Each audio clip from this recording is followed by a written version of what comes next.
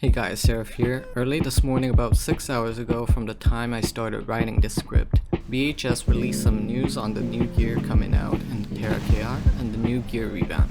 I know you guys have a lot of questions about the new gear and what's going to happen to the current gear, so I'll try to answer some of the common questions and hope this video can clear some things up. Just note that some details of the information here is subject to change before they're released, like how much gold you need to spend, or how many mats you need to enchant once, the upgrade rate, and so on. So don't take every grain of information here as fact, but try to understand the gist of the direction this update will take. First up, the new gear is called Mahtnan gear, and not Manahan gear as most people Google translated. The name comes from the story and is the name of the place that Edwin or Kylos was trying to summon from or go to, and the otherworldly place Exeter was at before being isekai'd into our world of Arborea. As it is with Kaya Soul Gear, there is physical and magical variants appropriate to your class type, and appropriate variants only, so you won't find a physical variant for a priest or mystic, even if you wanted to. Mahtnan gear is also divided into 3 rarities: rare, superior, and mythic, and BHS created a nice bar graph to show how effective the new gear sets are against the current Kaya Soul Gear. As you can see, the new mythic +0 Mahtnan gear is as good as +9 Kaya Soul Gear, but don't forget the random options, infusions, enchantment effects, etchings, and so on. The 4 gear parts are bind and equip and are tradable on the broker. The biggest change from Kaya Soul Gear is that Mahtnan gear can be looted from instances or be crafted with the right materials. Rare gear draws from low to high difficulty instances, superior gear from instances more difficult than that, and so on. In order to craft gear, you need to get Mahtnan's powder, which you can get from dismantling Mahtnan's gear you obtain from running instances. These powders are divided by rarity, and right now the rarity of the powder basically determines the rarity of the gear crafted. Now, they also note that the result of critical success on crafting will change in the future, so just forget about the details. Just remember that gear is dropped from instances, and you can create the gear as well by running instances, as it's been for the last few patches. Crafting designs for Mahtnan gear are available from crafting NPCs in the crafting area of a city.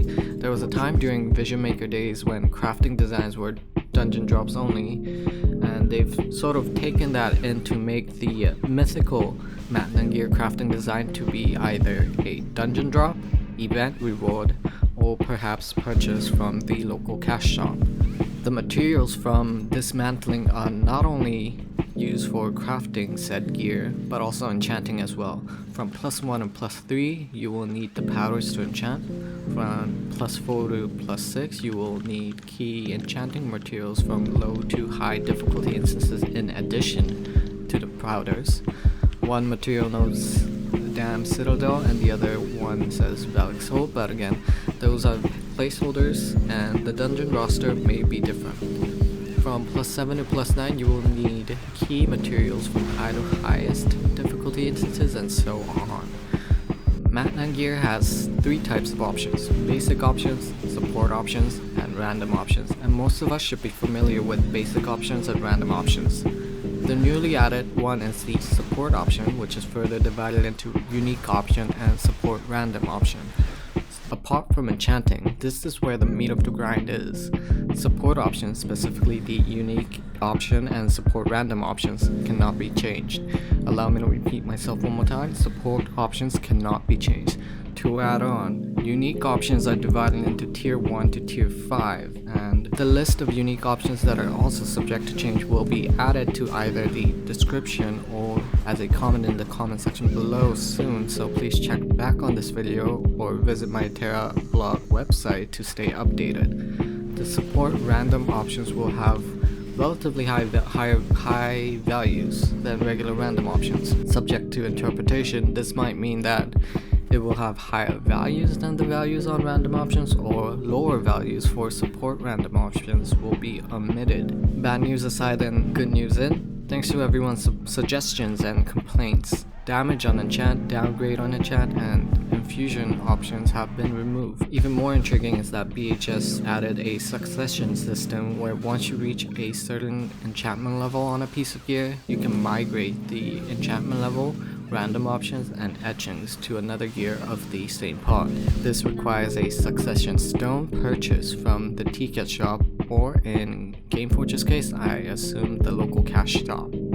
In addition to being able to re-roll random options, BHS added a function to roll back to the previous random option. This function is only available immediately after re-rolling, and once you close the UI, you cannot change the option back to what it was before.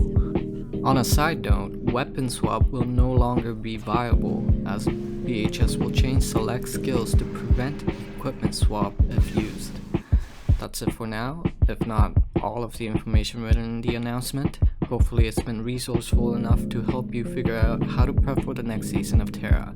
The information will be posted on my website soon as well. I try not to answer any Discord messages to keep myself from being a broken stereo, so if you have any questions, feel free to write them in the comment section below. And thank you so much for tuning in. I'll see you all in the next one.